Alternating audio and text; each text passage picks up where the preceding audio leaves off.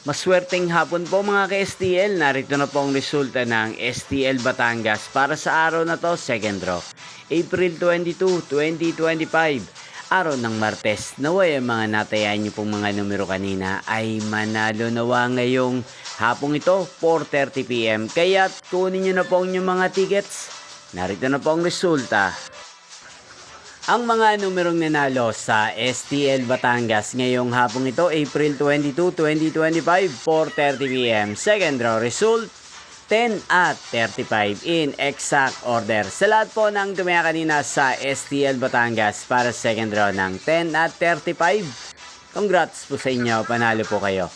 At ngayong hapong ito sa STL Batangas, atin pong i-shoutout si Ate Alicia ng Batangas. Shoutout po sa inyo, Ate Alicia. Sana po ay nasa mabuti kayong kalagayan. Sana ay manalo din ang mga numerong tinatayaan nyo sa STL Batangas. Gain din shoutout po natin si Ate Bergie ng Batangas. Shoutout po sa inyo. Sana po isa rin po sana kayo sa swertehin ngayong hapong ito.